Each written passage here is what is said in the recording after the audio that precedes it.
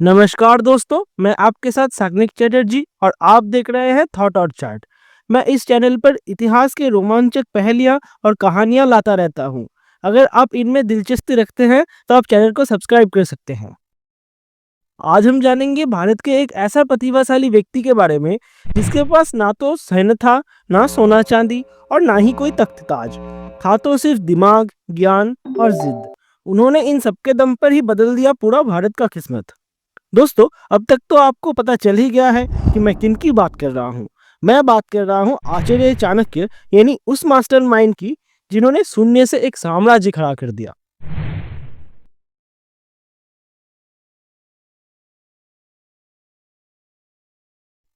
चाणक्य, जिन्हें कौटिल्य या विष्णुगुप्त के नाम से भी जाना जाता है, वो तक्षशिला विश्वविद्यालय के आचार्य थे। तक्षशिला वर्तमान में पाकिस्तान में है, लेकिन उस वक्त अखंड भारत का हिस्सा था। चाणक्य का जन्म हुआ था जनक नामक गांव में, जो वर्तमान में गोलदा रीजियन के अंदर आता है। चाणक्य का पिता का नाम था चनक, इससे उनका नाम चाणक्य पड़ा है। और विष्णुगुप्त उनका असली नाम था। कौटिल्य उनके कुटिलता की वजह से पड़ा है।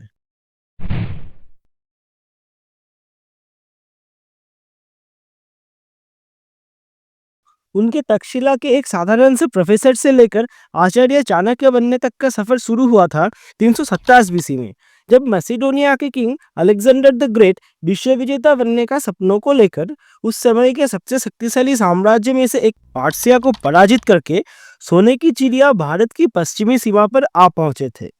तब उन्होंने महसूस किया कि भारत को बचाने के लिए भारत के सभी छोटे बड़े राज्यों को मिलाकर एक अखंड भारत का निर्माण करना पड़ेगा। इसलिए वो उस समय के सबसे बड़े राज्य मगध के सम्राट धनानंद के पास आए और उनके पास भारत को एक करने का प्रस्ताव रखा। लेकिन धनानंद था पाखंडी और स्वार्थी। उसने चाणक्य को बोला, ये ब्राह्मण, मुझे राजपट मत सिखा, और चाणक्य की भरी सभा में अपमान किया। चाणक्य धनानंद को फिर समझाने गया, लेकिन इस बार धनानंद ने उसे लात मारकर गिरा दिया और इससे चाणक्य की चोटी खुल गई और चाणक्य को बहुत बुरा लगा और गुस्सा आया। उन्होंने कसम खाया कि जब तक वो नंदवंश का पतन न कर दे, तब तक वो अपनी चोटी नहीं बांधेंगे। इस घटना के कुछ दिन बाद वो बनारस जा रहे थे और उन्हें रास्ते में एक गांव में कुछ बच्चे मिले जो राजा और चोर का खेल खेल रहे थे। इनमें से उनका नजर एक बच्चे पर पड़ा जो राजा बना हुआ था। चाणक्य देखते ही समझ गए थे कि इस बच्चे में सच में राजा बनने की क्वालिटीज है। उन्होंने इस बच्चे के बारे में थोड़ा छानबीन किया और उन्हें पता लगा कि इस बच्चे का नाम है चंद्रगुप्त। चंद्रगुप्त का पिता एक सिपाही था जो जंग में मारा गया था। फिर इसे एक शिकारी ने पल पोस कर बड़ा किया था। चाणक्य उस शिकारी के पास गए और उसे 1000 स्वर्ण मुद्रा दिया और चंद्रगुप्त को अपने साथ ले गए। चाणक्य ने चंद्रगुप्त को 7 साल तक ट्रेनिंग दिया और उसमें उन्होंने इसे युद्ध कला, राजनीति, कूटनीति सब कुछ सिखाया। इस ट्रेनिंग के दौरान चंद्रगुप्त को चाणक्य ने कहा कि जब तक तुम्हें शत्रु का दुर्बलता का पता न लगे, तब तक उसे अपना मित्र बनाए रखो, और उसे अलेक्जेंडर की एक फेथफुल सिपाही बना दिया। इससे चाणक्य के पास अलेक्जेंडर की सेना की सारी खुफिया जानकारी आने लगा। इस स्ट्रेटेजी से चंद्रगुप्त ने अलेक्जेंडर की सेना को इजीली हरा दिया।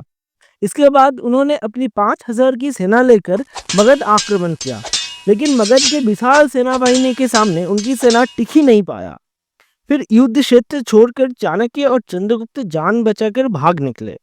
भागते भागते दोनों ने एक घर के पीछे आश्रय लिया और वहां उन्होंने देखा कि एक बच्चे को उसकी माँ खिचड़ी दे रहा था, और उस बच्चे ने एकदम से उस खिचड़ी पर हाथ डाल दिया। तो बच्चे का हाथ जल गया। यह देखकर उसकी माँ ने उसको बोला कि बेटा, तू तो एकदम बुद्धू है, क्योंकि गरम खाने पर एकदम से हाथ नहीं डालते हैं, बल्कि उसके परिधि से धीरे धीरे उसको ठंडा करते करते उसको खा के खत्म करते हैं। इसे देखकर चाणक्य को आइडिया आया कि धनानंद को हराने के लिए एक एक करके उसके राज्य के परिधि में जो छोटे छोटे राजाएं हैं उनको हराना पड़ेगा। इससे धनानंद दुर्बल हो जाएगा और उसे इजीली हराया जा सकेगा। इसलिए चाणक्य ने एक स्ट्रेटेजी बनाया और विषकन्या की एक सेना तैयार किया। विषकन्या यानी सुंदर लड़कियों को थोड़ा थोड़ा विष देकर उनके शरीर को विषक्त बना दिया जाता था। फिर उन्हें उन छोटे-छोटे राजाओं के पास भेजा जाता था। ये विष कन्याएँ उन राजाओं को चूमते और वो राजाएँ खत्म हो जाते थे। ऐसे ही छोटे-छोटे स्ट्रैटेजी और कठोर प्रशिक्षण से चंद्रगुप्त ने धनानंद को हराया और मगध के धरती पर खड़ा हुआ मौर्य साम्राज्य, जो भारत का एक स्वर्णिम अध्याय बना।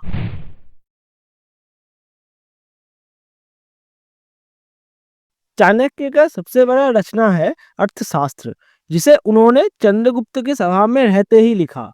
अर्थशास्त्र में ऐसे चाणक्य की कई छोटे बड़े स्ट्रेटेजियां लिखी हुई है। अर्थशास्त्र केवल राजनीति की किताब नहीं, बल्कि शासन, अर्थव्यवस्था, युद्ध नीति, जासूसी और कई सामाजिक नियमों का संपूर्ण ज्ञान कोश है।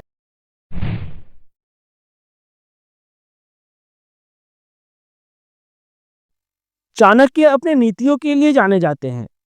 चाणक्य की नीतियां सिर्फ प्राचीन राजाओं के लिए नहीं था।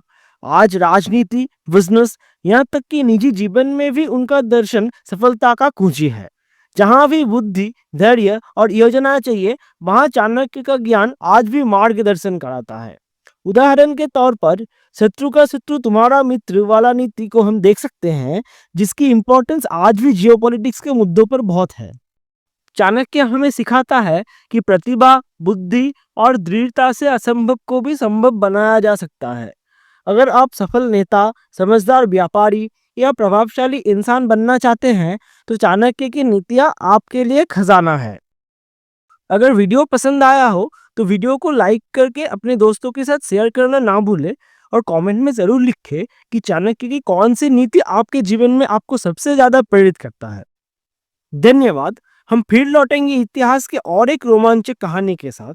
तब तक के लिए जय हिंद, जय भारत।